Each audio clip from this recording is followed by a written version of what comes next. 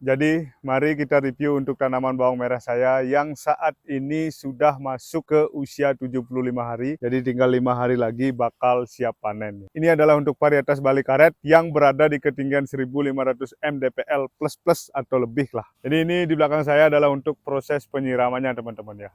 Jadi penyiraman di sini yang saya lakukan adalah sudah menggunakan yang namanya sprinkle seperti itu. Itu tampakkan di belakang saya. Dan ini sebenarnya untuk penampakan dari dekatnya ya teman-teman ya. Ini tanamannya seperti ini dia. Sudah ada beberapa yang rebah ya. Tuh bisa dilihat itu seperti itu.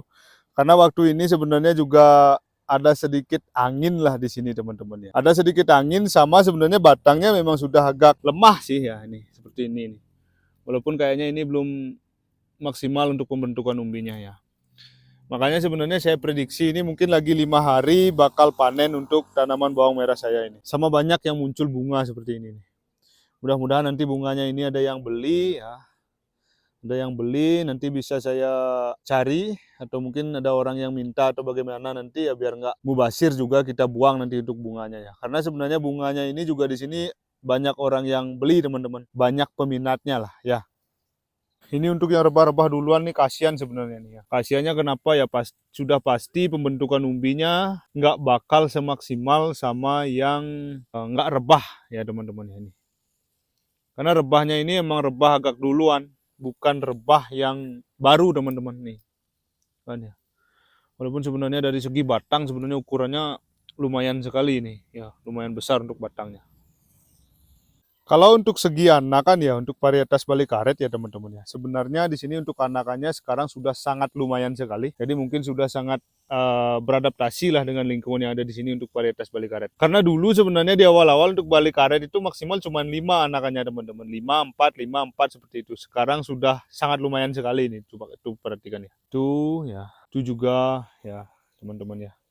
Itu bisa diperhatikan. Nih, ini yang rebah duluan nih coba. Tuh juga kan. Tuh, tuh kan.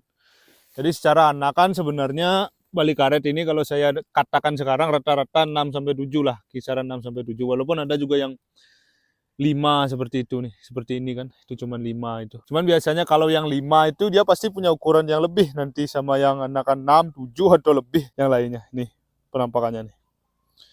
Ya, seperti itu untuk penampakannya. Dan kalau kita perhatikan dari jauh atau dari agak jauhan seperti ini teman-teman ya.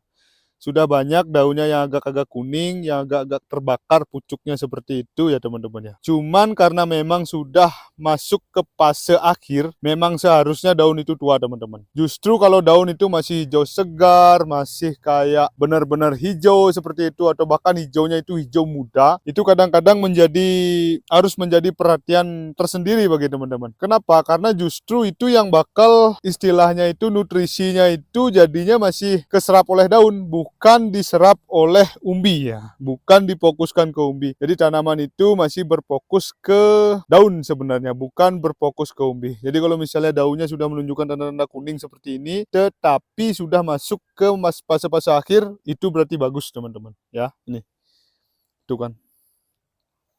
Jadi itu untuk model pengairannya ya teman-teman ya. Kalau diperhatikan lebih dekat seperti itu dia, ya.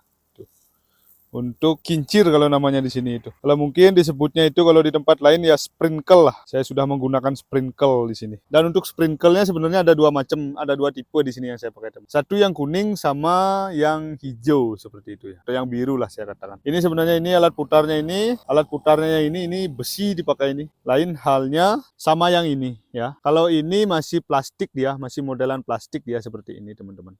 Ini. Nih ya. Kalau masalah harga jangan ditanya lagi, pasti lebih mahal yang kuning ketimbang yang ini.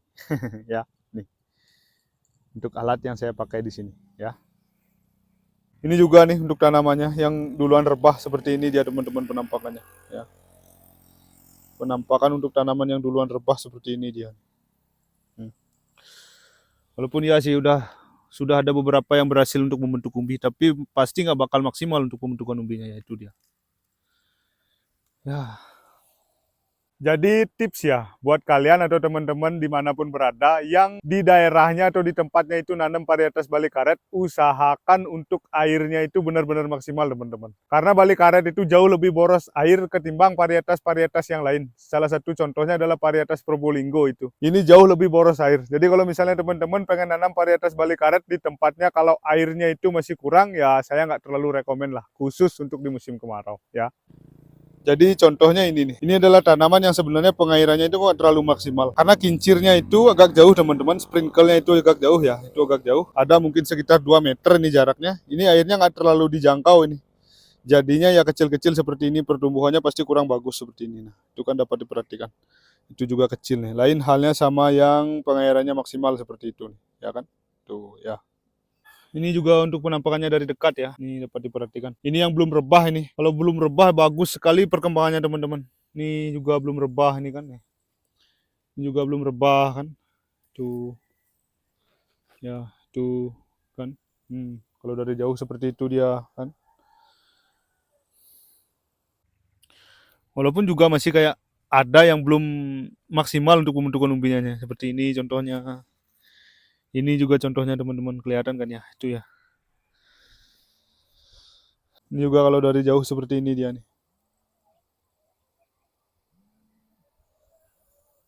Itu ya. Dan untuk teman-teman yang pengen menanam varietas bali karet ya teman-teman ya, usahakan itu nanamnya di daerah yang memiliki ketinggian yang cukup tinggi ya. Kalau saya sarankan ya di kisaran di atas 1000 mdpl lah itu bagusnya. Kalau tempatnya lebih rendah dari itu kayaknya anakannya nggak terlalu bagus. Atau coba komen juga buat teman-teman yang sudah ada mengembangkan bali karet di ketinggian kurang dari 1000 meter, coba komen ya teman-teman ya. Jadi itu untuk proses pengairannya teman-teman, tuh kelihatan kan. Yang menjadi masalah sebenarnya untuk pertumbuhan bawang saya sekarang itu waktu ini banyak sekali daunnya yang gugur-gugur atau berjatuhan seperti ini teman-teman. Untung dia mau membentuk daun baru, jadi masih bisa bagus untuk perkembangan selanjutnya untuk daun selanjutnya. Tuh ya, ini kayaknya sudah bagus perkembangannya tuh, kelihatan kan? Ini juga, nih. Cuman kebanyakan memang kayak gitu dia nih. Nih, sempat terkena busuk daun waktu ini. Jadi banyak sekali daunnya yang berjatuhan, daunnya yang gugur. Untung sebenarnya untuk perawatan daun selanjutnya yang muncul belakangan itu bagus dan perkembangannya itu bagus. Itu sebenarnya yang saya jaga teman-teman. Ya mungkin itu saja ya untuk video saya pada kali ini untuk review tanaman bawang merah saya yang sudah siap panen. Mudah-mudahan nanti untuk hasilnya itu bisa lebih bagus dari review kita pada hari ini dan kena harga yang mahal ya teman-teman. Kita berdoa bersama-sama. Oke, itu saja videonya. Bye-bye.